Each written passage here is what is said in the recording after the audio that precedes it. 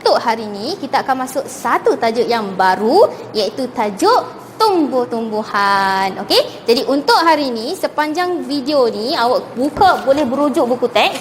Tengok buku teks dalam muka surat 71, 72 dan juga muka surat 73. Okey? 3 ni sahaja. Okey, jadi buka. Dah? Okey. Jadi untuk video kali ini, cikgu akan cover satu subtopik sahaja, iaitu memberi contoh tumbuhan bagi setiap cara pembiakan. Okey, pembiakan ni macam mana tumbuhan tu nak melahirkan anak lah, nak dapat anak-anak baru. Okey, cikgu boleh cerita dekat awak macam ni. Andai manusia, kita dah belajar waktu JS1, JS2, JS1. Waktu JS1 belajar, manusia membiak dengan cara apa? Melahirkan anak. Tu je, satu sahaja. Okey? Haiwan pula Allah cipta, cara pembiakannya ada berapa? 2. Sama ada melahirkan anak ataupun bertelur. Manusia ada satu cara, haiwan ada 2 cara. Tapi tumbuhan, macam mana cara tumbuhan membiak? Macam mana cara tumbuhan nak dapatkan anak-anak dia yang baru? Spesialnya tumbuhan, kali ni awak darjah 3 awak akan belajar. Kalau manusia satu, okey, haiwan 2 cara pembiakan, tumbuhan Allah ciptakan ada 6 cara pembiakan. Lagi special daripada manusia, lagi special daripada haiwan. Okey, kalah manusia dengan haiwan. Jadi ke-6 cara pembiakan itu yang awak akan belajar dalam video kali ini. Okey? Jadi cikgu akan terangkan satu persatu berserta contoh. Jadi cikgu harap awak pun boleh ikut pembelajaran hari ini. Kita buat slow-slow insya-Allah. Okey, kita pergi terus kepada mind map sebelah ni. Awak tengok cara pembiakan tumbuh-tumbuhan. Macam cikgu cakap ada 6. Jadi ada 1, 2, 3, 4, 5 dan juga 6 cara. Kita pergi dulu kepada cara yang pertama. Okey, cara yang pertama awak boleh tengok buku teks dalam muka surat 72. Cara pertama ni cara yang paling mudah, cara yang paling biasa kita tengok, iaitu dengan menggunakan biji benih. Ini cara pertama.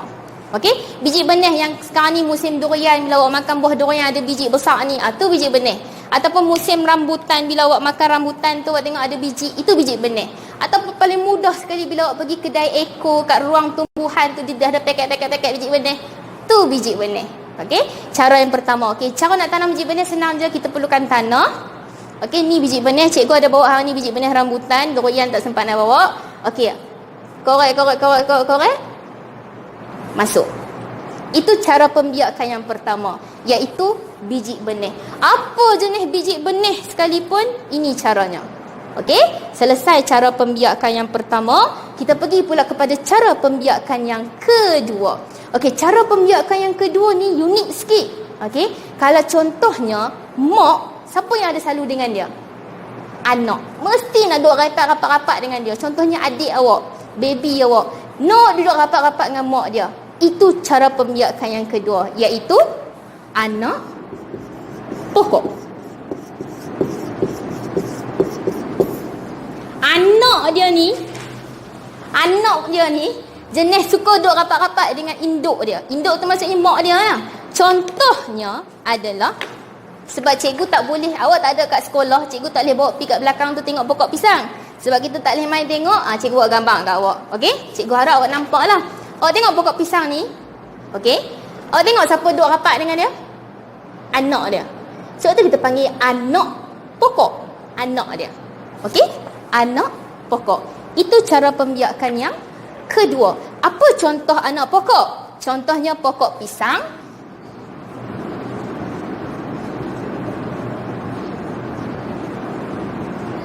Ataupun contoh lain, pokok keladi. Kalau sagi, lepas awak tengok video ni, awak pergi belakang rumah awak mesti tengok pokok pisang, sebatang pokok pisang tu sebelah dia mesti ada anak kecil. Anak kecil tu kita panggil sebagai anak pokok. Selain pokok pisang, kita ada juga pokok keladi. Keladi pun sama. Keladi yang besar tu sebelah dia mesti ada anak kecil. Itu kita panggil sebagai pembiakan anak pokok. Okey? Selesai pembiakan yang kedua, kita pergi kepada pembiakan yang ketiga. Yang ketiga ni special sikit. Dia macam awak tak pernah dengar lagi. Okey, yang ketiga kita panggil dia ada 3 perkataan, iaitu batang, bawah, tanah.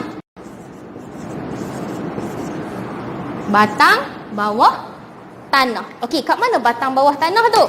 Okey, awak sebagai contohnya, cikgu bagi pokok pula. Cikgu bagi kat awak, apa nama ni? Bawang. Okey, cikgu bagi bawang kat awak. Okey, bawang, kalau awak tengok kat bahagian bawah ni, ada dia punya akang. Betul? Untuk tanam pokok bawang, awak tak perlukan biji benih. Awak tak perlu cari anak dia. Awak hanya perlu guna kaedah batang, bawah, tanah. Iaitu awak ambil bawang sebiji ini, awak tanam dia bawah tanah. Maknanya ni sebab tak muat. Nanti awak korek tanah ni, bawa masuk bagi tenggelam terus bawang tu. Bila tenggelam terus, insya-Allah bila awak jaga dengan air, cahaya matahari, suhu yang sesuai, maka akan tumbuhlah bawang yang baru. Itu maksud batang, bawah, tanah. Bawang ni buat nyorok terus bawah tanah. Hilangkan, tanam di bawah tanah. Okey? Selain bawang, contoh yang lain adalah ubi kentang. Ubi kentang pun sama. Cara pembiakannya ialah batang, bawah, tanah. Buat masuk bawah tanah. Okey? Jadi contoh cikgu boleh bagi dekat awak 2. Yang pertama adalah bawang. Yang kedua adalah ubi kentang.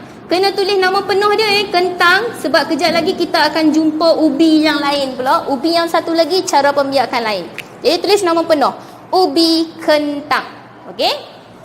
Seterusnya kita pergi kepada cara pembiakan yang keempat. 3 ni kita dah mahir dah, kita pergi yang keempat. Yang keempat ni pun special sebab awak lagi tak pernah dengar.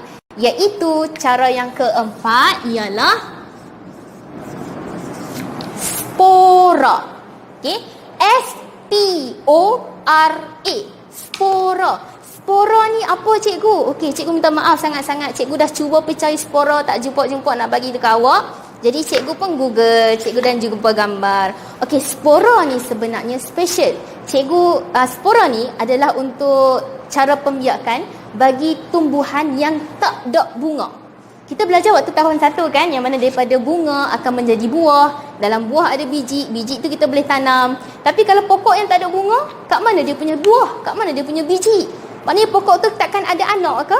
Okey, hebatnya Allah Subhanahu Wa Taala ni, sebab hang tak ada bunga, jadi Allah cipta pembiakan baru untuk dia, iaitu kaedah spora. Okey, spora ni antara contohnya adalah paku pakis.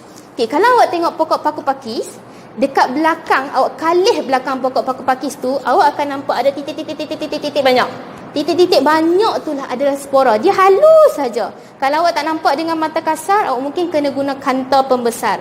Ataupun kalau belakang dia ni awak sapu macam tu, dia akan melekat dekat tangan awak. Itu spora. Dia memang sangat halus. Nanti spora tu bila ditiup angin, jatuh dekat atas tanah, maka tumbuhlah pokok baru. Okey? Itu kaedah yang kedua bagi tumbuhan yang tiada bunga. Okey, apa contoh spora? Contohnya paku pakis. Contoh yang kedua ialah cendawan. Okey, selesai cara pembiakan yang keempat. Tadi contohnya adalah paku pakis dan juga cendawan. Kita pergi pada cara pembiakan yang kelima. Okey, yang kelima ini kita panggil sebagai keratan batang. Okey, keratan batang. Ni yang kelima, keratan batang. Okey, apa maksud keratan batang? Maknanya pokok tu, hampa pi cari batang dia kerat elok-elok. Okey, kerat elok, ambil tanah, cucuk je. Cucuk kambuh elok-elok macam ni. Itu maksud keratan batang. Okey, contohnya yang cikgu boleh bagi dekat awak, cikgu boleh bagi 2 contoh dekat awak. Yang pertama adalah pokok bunga kertas. Pokok bunga kertas. Yang kedua cikgu boleh bagi dekat awak, contohnya adalah ubi kayu. Sebab tu cikgu suruh tulis nama penuh tadi. Kalau ubi kentang yang bawa masuk dalam gulai tu, dia guna batang bawah tanah, bawa jorok terus bawah tanah. Kalau ubi kayu hak keras tu, kita guna keratan batang. Potong je batang, cucuk terus macam ni. Okey? Dan yang terakhir sekali, kaedah yang keenam, cara yang keenam, ni pun special, iaitu kita gunakan daun.